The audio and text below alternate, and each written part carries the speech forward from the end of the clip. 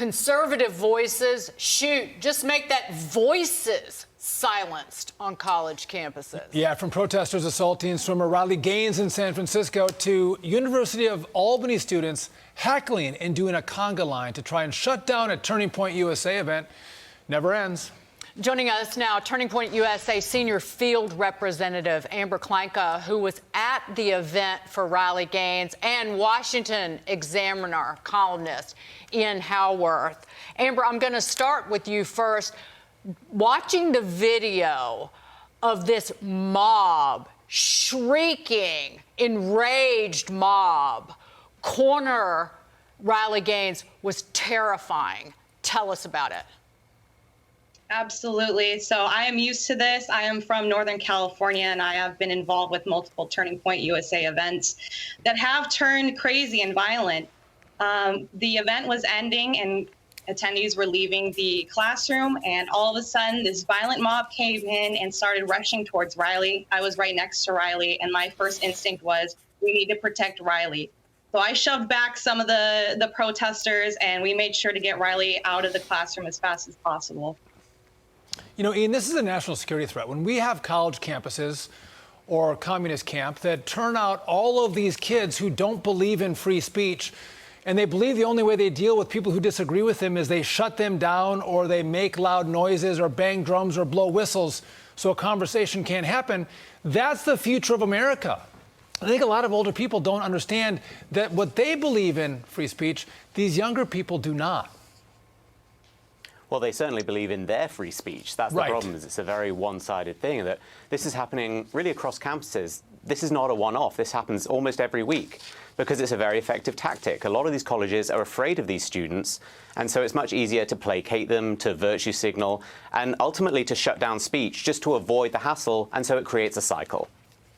Well, and I want to, your tweets about what happened to you, and it wasn't University of Albany, it was SUNY Albany, so it was the State University of New York. So you can be thankful that those students were vaccinated, because that's still mandated in the state of New York. So you're safe, I guess, from, well, nothing.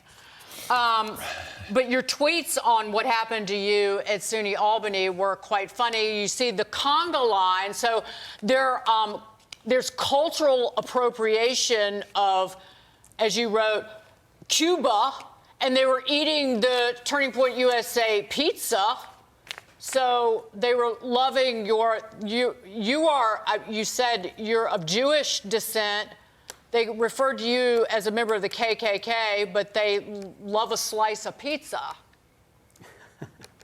I mean, absolutely. They think we're all a bunch of fascist Nazis who hate transgender people, but they just can't turn down free pizza. I think that just shows really the insanity of it. If we are as evil as they say we are, then surely our food just would turn to ash in their mouth. But pizza's just as delicious. I guess pizza can bring everyone together, even rabid socialists like these students. You know, Amber, how long was Riley stuck in the room, and how long did it take for law enforcement to come and break up this mob and provide safety for her?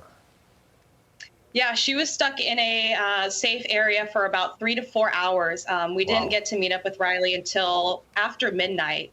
It was a long evening after the event ended, waiting for her to get to safety. So why didn't the cops come? Why didn't someone come and get rid of the mob and protect her? I thought that's what the police were for. That's what the police were for. University PD were able to escort her, but they were not dispersing the mob that was outside this safe space. And what I found out was that San Francisco Police Department were called in to disperse the crowd to get her to safety. But Ian, watching this, I'm just glad Riley and everyone is safe, and you too, Ian. But I was watching that, and I'm like, you know what? It's because they are aggressive and there's this asymmetric rage, because just calling someone transphobic isn't enough. People, particularly women, biological women, are now saying, okay, I'm going to reclaim my gender. You know, I'm going to reclaim the fact that I can bake a baby inside, and I am a giver of life. And because they're trying to silence dissent, debate. Again, how many times have we heard the science is settled? No, it's not. Well, I think we've got to look at the transgender movement, especially the radical transgender movement, as what it is, which is the left's new religion. And when you see it through that lens, a lot of this behavior actually makes sense because you've got to prove your faith. And this is just all about proving your faith. And these students are some of the most dedicated among this faith. And we really need to pump the brakes on this because once colleges truly go, that's where free speech starts for a lot of people, and it won't end there. If you all reciprocated to a left-wing speaker, you'd be called white supremacist, and you'd be called racist, and you'd be shamed. But these guys do this, and they get no blowback. Amber and Ian, thanks for joining us. Appreciate it.